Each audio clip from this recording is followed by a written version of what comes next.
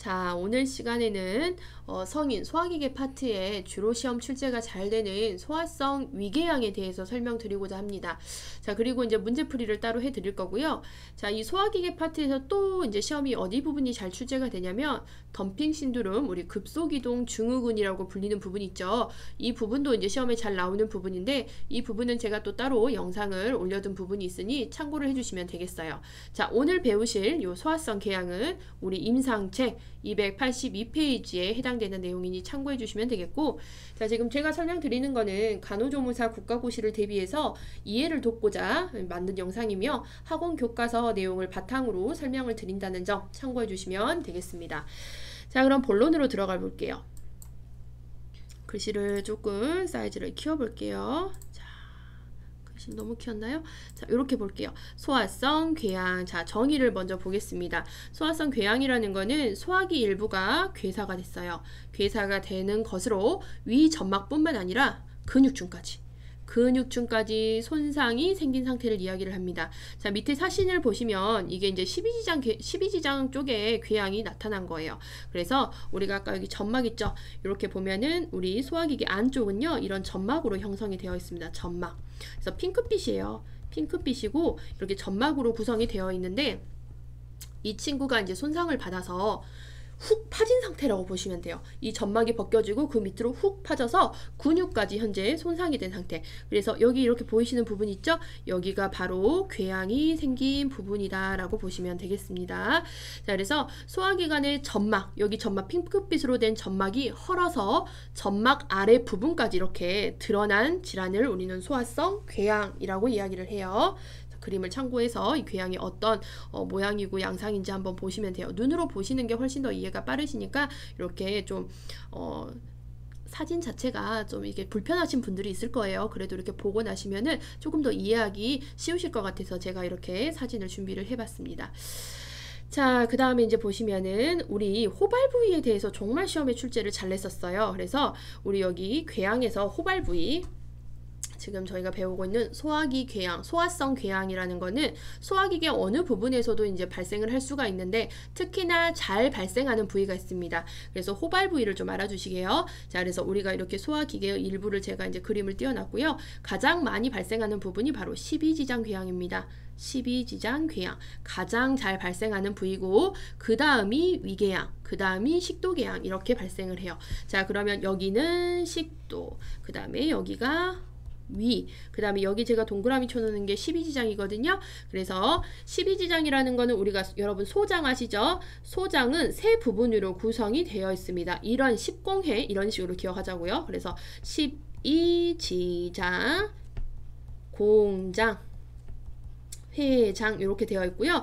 이 소장의 가장 첫 부분, 여기서부터가 이제 소장이 시작되는 부분이에요. 자, 여기에 첫 부분이 바로 12지장인데 이 12지장이 소화성 궤양이 제일 잘 발생하는 부분이다 라고 보시면 돼요. 그래서 12지장을 좀 잘 기억을 해두자고요. 12지장은 우리 소화성 궤양이 가장 잘 발생하는 호발 부위 중에 대표적인 부분이고 그 다음이 위, 그 다음이 식도 해서 이렇게 아래서 위로 올라갈수록 아래서 위로 해서 위에서 아래로 내려갈수록 더욱더 호발이 잘 된다라고 보시면 되겠습니다. 자, 다시 한번 우리 소화성 궤양 어디서 호발이 잘 된다? 12지장에서 가장 호발이 잘 일어난다 이렇게 보시자고요. 자, 이 시험에 잘 나왔던 부분이니까 기억해 주시고요.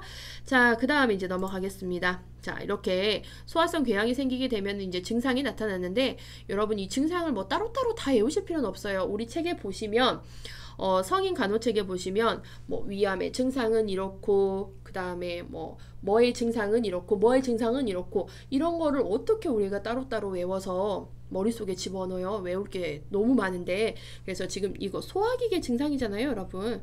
소화기계 증상. 그럼 여러분 소화기계 증상하면 대표적으로 복통, 설사 또는 변비, 오심, 구토 이런 것이 뭐 기본적인 소화기계 증상이라고 보시면 돼요. 그래서 소화기계 질환은 이런 소화기계 증상을 그냥 뭉퉁거려서 그러니까 대강 이런 것들이다 하고 통으로 기억을 하시지 그 질환마다의 증상을 여러분들이 다 기억하실 필요는 저는 없다고 봅니다. 자, 우선은 이제 우리 소화성 궤양에서는 증상을 좀 두 가지만 기억을 해 놓자고요. 자, 지금 위 안에 상처가 난 거잖아요. 상처가 나니까 당연히 통증이 있을 수밖에 없겠죠. 자, 그래서 통증인데 위가 우리 어디에 있죠? 위라든지 소화기계 지금 내려가는 그 부위가 이렇게 명치 쪽에 있어요. 그래서 명치, 가슴 한가운데, 심하부, 그러니까 우리 가슴 안쪽부터 이렇게 통증이 막 나타나는데 굉장히 쓰리고 아픈 통증이에요. 그 다음에 이 통증이 여기만 이렇게 한가운데 막 국한되는 것이 아니라, 그러니까 우리가 명치라고 부르는 그 부분, 그 다음에 가슴 안쪽 여기에만 국한이 되는 것이 아니라 이 통증이 방사가 되는데 뭐 우측 어깨와 등 쪽으로 방사되는 통증, 이렇게 우리 책에는 나와 있죠. 그런데 이제 다양한 통증 양상으로 나타날 수가 있습니다. 어찌됐든 위안이 현재 상처가 나 있는 상태이기 때문에 속이 쓰리고 아프고 통증이 굉장히 심각하다, 이렇게 보시면 되겠습니다. 그래서 제가 여기도 명치 통증이 났죠. 그래서 대표적인 증상은 통증, 그 다음에 아까 그림에서도 봤듯이 여기 보시면 여러분 주변에 이렇게 피가 보이죠? 피. 그림을 좀 지워볼까요? 여기 제가 쓰는 걸 지워보면은 여기 주변에 보시면 이렇게 피 보이세요? 이렇게 피. 상처가 나면 우리 상처 주변에서 피 나는 거 보셨을 거예요. 있잖아요. 우리 피부 위에서도 상처가 나면 그 위로 피가 나듯이 이렇게 점막, 이 위 안쪽에서도 이렇게 상처가 나 있으면 피가 날 수가 있어요. 자, 그래서 이게 피가 나니까 혈변. 이게 이제 피가 응가에 섞여서 나오면 혈변, 그 다음에 토에 섞여서 나오면 토혈, 이런 것들이 나올 수 있고요. 계속해서 안쪽에서 출혈이 생기니까 빈혈이 발생할 수도 있습니다. 그 다음에 소화기 증상이니까 울렁울렁 하면서 토도 할 수 있겠고, 소화가 잘 안 되는 소화불량 같은 것들도 발생을 할 수 있어요. 그런데 뭐 여러분들이 이런 증상을 꼭 굳이 다 기억하실 필요는 없겠고, 어찌됐든 위안에 상처가 났죠. 그러니까 속이 굉장히 아프다, 뜨거운 느낌이 있다, 이렇게 보시면 될 것 같아요. 통증. 자, 그러면 이제 치료 및 간호를 보겠습니다. 자, 우선은 위 안에 상처가 나 있는 상태라고 했어요. 그 상처도 그냥 간단한 상처가 아니고 훅 파져버린 상처예요. 자, 그렇기 때문에 2-3주 동안은 안정과 충분한 수면, 왜냐면 이 안정과 수면을 해주는 이유는 우리가 이렇게 소화성 궤양 같은 것들이 생기는 이유가 우리가 스트레스, 그 다음에 과로, 이런 것들이 또 원인이 되거든요. 이런 원인들을 줄여주어야 이렇게 우리가 치료를 할 수 있다라는 것에서 2-3주 동안 안정과 수면이, 충분한 수면이 필요하다라고 되어 있어요. 상처 치유를 위해서라고 보시면 되겠습니다. 자, 그 다음에 금주 및 금연, 스트레스 감소. 자, 이렇게 술을 또 많이 먹거나 담배를 많이 피워도 우리가 이렇게 위안이 상할 수가 있어요. 그래서 그런 것들, 자극적인 것들을 줄여주셔야 되겠고요. 특히 스트레스도 속을 굉장히 많이 훑어내서 위궤양이 발생할 수 있는 하나의 원인이 될 수 있습니다. 자, 그 다음에 우리 지금 여기 보시면 상처가, 아까 여기 보시면 상처가 났고 이 주변에서 스물스물 이렇게 피가 나기 시작했잖아요. 자, 이렇기 때문에 이 궤양에서는 출혈이 발생 가능성이 굉장히 높습니다. 그래서 아스피린을 드시고 계신 분이었다 하면 아스피린 복용을 금지시켜 주셔야 되겠죠. 왜 그렇죠? 우리 아스피린이라는 약은 굉장히 좋은 약이에요. 자, 아스피린은 소염, 진통, 해열을 하는 약인데 또 하나의 역할이 있어요. 뭐죠? 항응고제의 역할도 하고 있어요. 그렇기 때문에 항응고라는 게 뭐죠?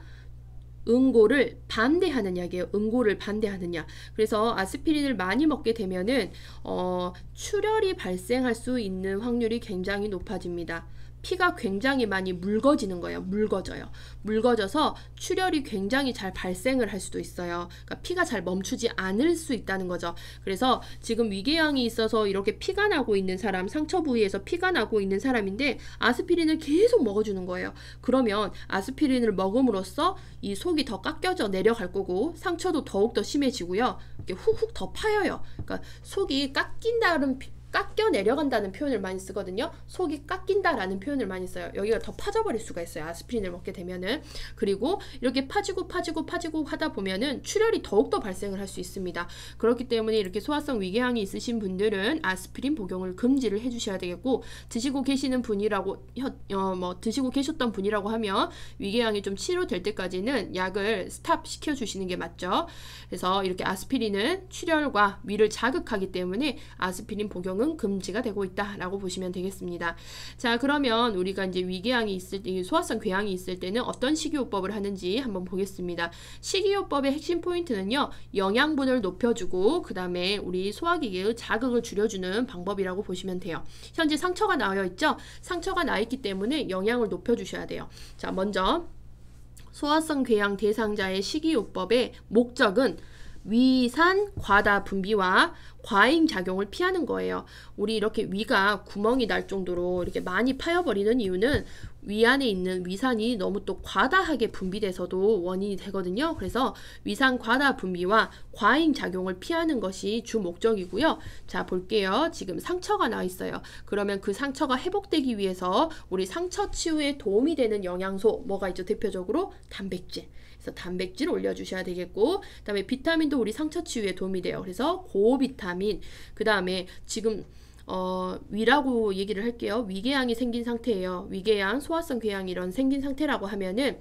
너무 위랑 이 소화기계가 가득 차게 먹어주는 것은 안 돼요. 왜냐? 위가 많이 움직이면 더욱더 위는 더 자극이 되고 그 상처 부위에 음식들이 닿으면 더 이 상처 부위가 자극이 되겠죠. 그렇기 때문에 자주 소량씩 섭취하셔야 돼요. 자주 소량씩. 그러니까 예를 들자면 뭐 3끼를 먹었다 해요. 하루에 삼시세끼를 먹었다 하면 이거를 6끼로 쪼개서 3끼 먹었던 걸 6끼로 쪼개서 자주 소량씩 먹어주는 거, 이런 것들도 우리가 소화성 궤양을 치료할 수 있는 방법 중에 하나고, 그 다음에 규칙적인 식사도 굉장히 중요합니다. 그 다음 자극적인 음식을 피해 주셔야 돼요. 자극적인 음식. 현재 상처가 있는 부분에다가 자극적인 것들을 자꾸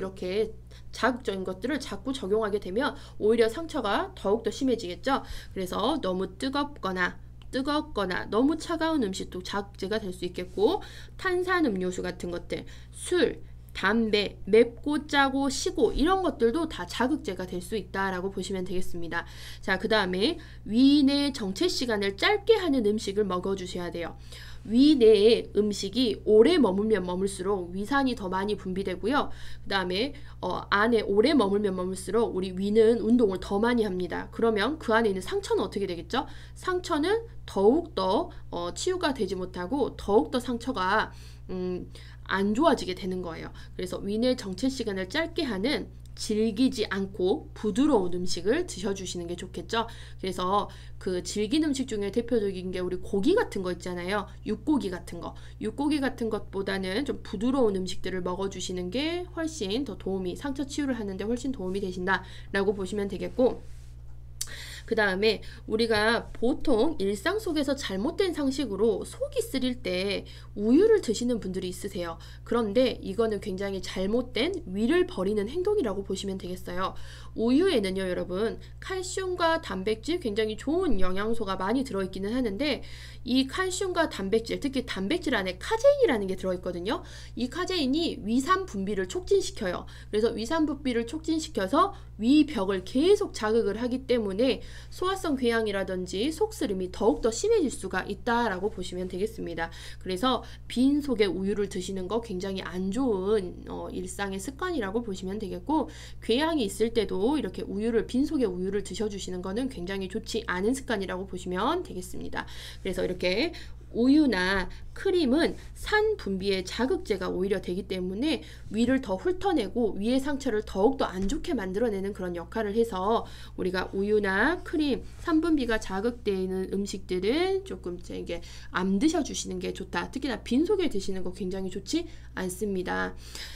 자, 그래서 우유나 크림 빈속에 드시는 거, 위궤양이 있을 때 드시는 거 보통 이래요. 그 속이 많이 쓰리면은 우유를 드시면서 속 쓰릴 때 우유 먹으면 좋다라고 하시는 분들이 있는데 그거는 굉장히 잘못된 상식입니다.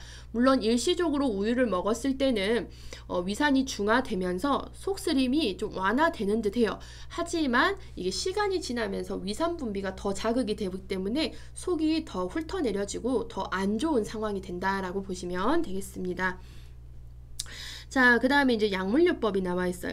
자, 약물요법에는 여러분 제산제, 위산이 문제가 되는 거거든요. 위산 간화 분비가 문제가 되는 거여서 제산제를 사용해서 위산을 중화시켜 주셔야 돼요. 위산을 중화하며 점막을 보호해주는 제산제. 그래서 뭐 우리 일상생활에서 가장 많이 사용되는 제산제 뭐 겔포스, 개비스콘 들어보셨죠? 개비스콘 이런 것들 이제 뭐 약재로 많이 사서 드시고요. 그리고 이 제산제를 사면 우리 pH가 상승을 합니다. 우리 위산이라고 하는 거는 pH가 아래로 내려가 있는 상태고요. 이렇게 제산제를 먹게 되면 요 산이 중화되면서 pH가 상승하는 상태가 된다라고 보시면 돼요. 자, 그 다음에 위액 분비 조절제, 위액이 너무 많이 발생하지 않게 하는 조절제, 그 다음에 헬리코박터 파일로리균에 대한 항생제 치료도 할 수 있어요. 우리 위궤양이 생기는 원인 중에 또 하나가 헬리코박터 균 때문에도 발생을 하거든요. 그래서 위 안에 헬리코박터균이 산다는 것 자체는 좋지는 않아요. 왜냐, 헬리코박터균 자체는요, 우리 위를 아프게 하는 대표적인 균 중에 하나입니다. 그래서 헬리코박터균이 우리 위 안에 있을 때 위염, 그 다음에 여기 보시면 아까 위궤양 같은 것들, 그러니까 소화성 궤양, 그 다음에 뭐 용종도 발생시키겠고 나중에 이런 것들이 또 암도 발생시키는, 아무튼 헬리코박터균은 우리 이렇게 뭐 위 안에 있으면은 안 되는 나쁜 균이라고 보시면 되겠어요. 위 안에 있으면 안 되는 균 이렇게 보시면 돼요. 그래서 헬리코박터균이 있게 되면은 그거에 대한 항생제 치료도 뭐 병용을 할 수가 있게 되겠습니다. 자, 그 다음에 이렇게 소화성 궤양에 이제 치료를 하지 않고 내버려 뒀을 경우 합병증이 발생을 하는데 아까도 보셨죠? 살점이 떨어져 나간 상태였어요. 근육층까지 훅 파져버린 상태인데 이거를 치료하지 않고 계속해서 놔둬버리면 그 상처는 자극을 받고 또 자극을 받아서 결론은 구멍이 뻥 뚫릴 수 있어요. 구멍이 뻥 뚫려요. 요게 뭐라냐? 청공. 구멍이 뽕 뚫려버리고 이렇게 지금 아까도 여기서 이렇게 살짝 있는 거에서도 미량의 출혈이 보였죠. 이거 치료하지 않고 계속 놔두게 되면은 상처에서 출혈도 굉장히 심하게 발생을 할 수도 있습니다. 위출혈. 그리고 총공이 또 발생을 하면 그 총공 부위에서도 출혈이 굉장히 많이 발생을 하겠죠. 합병증에는 이런 것들이 있겠고요. 자, 그래서 이런 총공이 나타났을 때의 증상을 물어보는 것들이 우리 책에 나와 있습니다. 그래서 이렇게 합병증인 위총공이라든지 소화기계의 총공이 발생을 하게 되면은, 자, 볼게요. 위궤양을 치료하지 않고 그대로 두었을 경우 총공이 발생을 합니다. 우리가 이제 사망의 주 요인이 총공입니다. 소화기계 질환에서 총공이 발생을 하게 되면 응급처치를 해주지 않았을 경우 이렇게 대량의 출혈이 발생하거나 다른 문제들로 인해서 사망이 발생을 하게 돼요. 특히 이제 총공이 되면 출혈량이 굉장히 상당합니다. 그래서 출혈이 많아져서 저혈량, 쇼크 같은 것들로 사망을 할 수 있는 가능성 굉장히 높아지고요. 자, 이렇게 위총공이 됐을 때의 증상에는 어떤 증상이 나타나는지, 특히 증상에 대해서 물어보는 문제가 한 번씩 나오고 있죠. 자, 위총공이 되면 어떤 증상이 일어나느냐? 위에 구멍이 뻥 뚫렸어요. 갑자기 뻥 뚫렸어요. 그러니까 갑작스럽게 통증이 찾아옵니다. 그래서 갑자기 일어나는 상복부의 통증. 그 다음에 우리 배를 만져봤을 때는 배는 굉장히 부드럽죠. 부드러운데 총공이 발생하게 되잖아요. 그러면 배가요, 널빤지와 같이 단단한 복부로 굉장히 딱딱해집니다. 배 자체가. 그래서 이때 치료 및 간호는 어떻게 해주셔야 되냐? 이건 정말 응급 상황이에요. 응급 상황이기 때문에 즉각적으로 응급 상황으로 즉각적인 수술이라든지 얼른 처치가 필요하다라고 보시면 되겠습니다. 자, 이렇게 해서 소화기계, 소화성 궤양에 대해서 요약 정리는 끝났고요. 저희가 이제 문제집을 한번 여러분 같이 풀어보시게요. 자, 문제집은요, 여러분 364페이지, 364페이지에 66번부터 문제 풀이를 해보겠습니다. 이 친구는 66번부터 73번까지 풀면 될 것 같아요. 73번까지. 자, 그러면 364페이지 66번 볼게요, 여러분. 자, 소아성 궤양 환자의 간호로 옳은 것은 이렇게 되어 있습니다. 소아성 환자의 간호로 옳은 것은 이렇게 되어 있죠. 자, 자극하시면 안 되고, 그 다음에 식이하실 때 영양 성분 높여주셔야 되겠고, 위산 분비 좀 억제해 주셔야 되겠고, 이런 것들을 생각을 하시면 돼요. 자, 소아성 궤양 1번.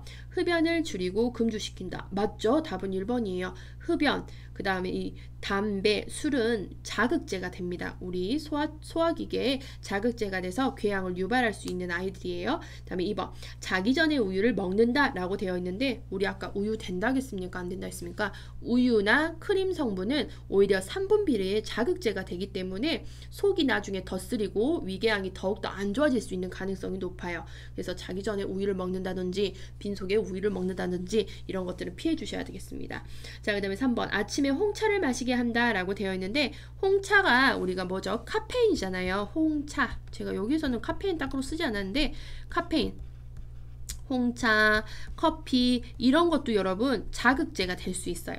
그래서 홍차, 카페인이 섞여 있는 홍차라든지 커피도 자극제가 되기 때문에 마시지 않아 주시는 게 좋겠고, 자, 아스피린을 복용시킨다. 소아성 궤양에서는 출혈 위험성이 있고요. 출혈이 발생을 할 수도 있어요. 그렇기 때문에 항응고제인 아스피린 복용은 금지하셔야 되겠죠? 왜냐, 아스피린 자체가 출혈도 유발할 뿐더러 위 점막을 굉장히 많이 자극을 합니다.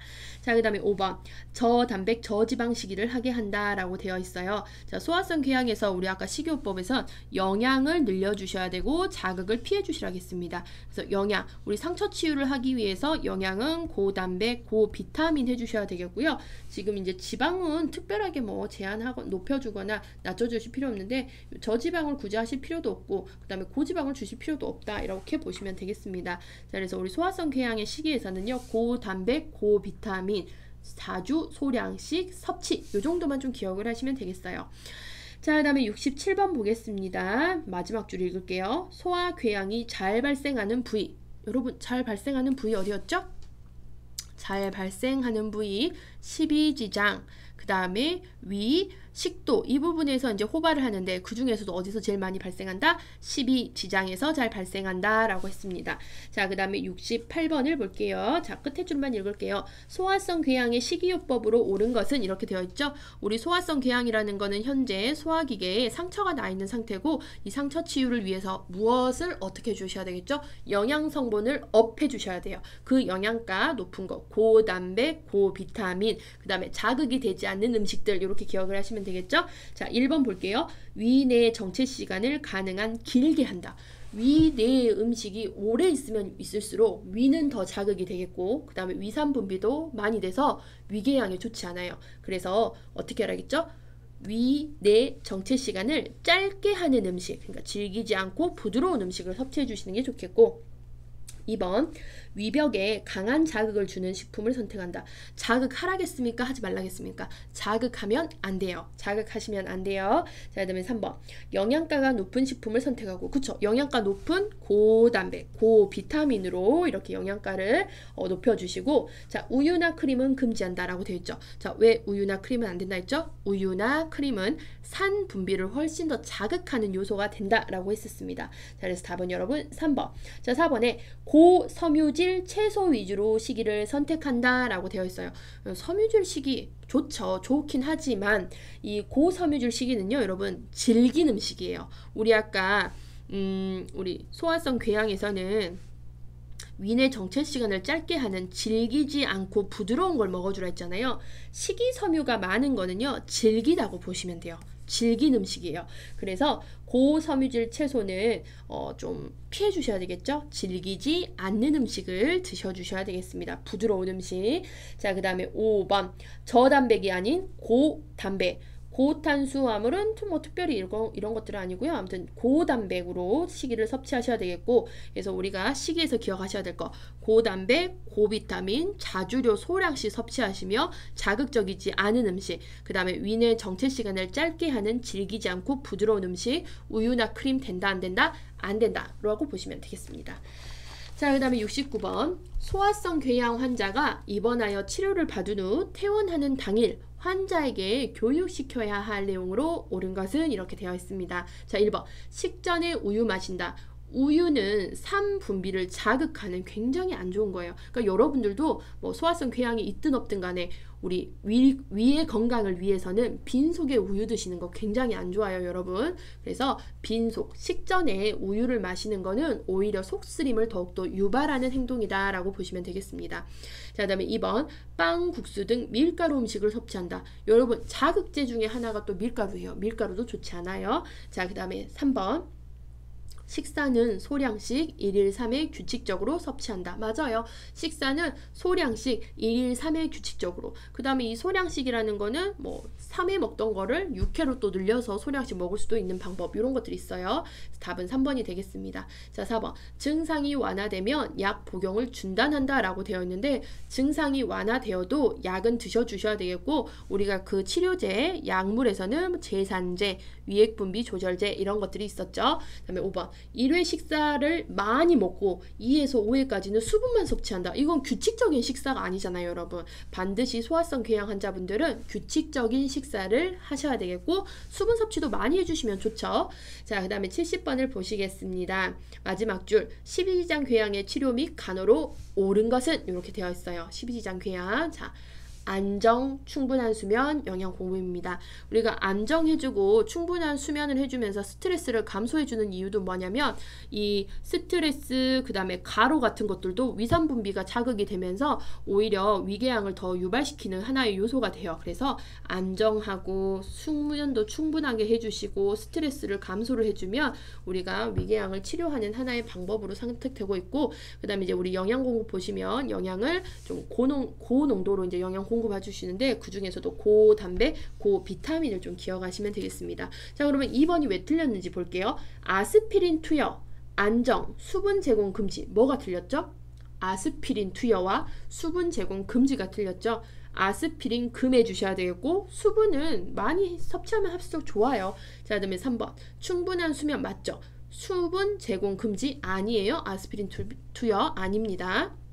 수분 많이 섭취, 아스피린은 금지. 그 다음에 탄산음료 공급, 이거는 안 되죠. 탄산은 자극제가 되기 때문에 제한하셔야 됩니다. 금주 및 금연 맞죠? 그 다음에 5번 고섬유 식이 맞는 것 같아요. 고섬유 식이. 그런데 아니라 했어요. 우리 위궤양 환자, 궤양 환자에서는 고섬유 식이는 오히려 우리가 위내 정체 시간을 길게 만드는 음식이어서, 우리는 위궤양, 소화성 궤양을 치료하기 위해서는 어떤 시기를 먹으라 했죠?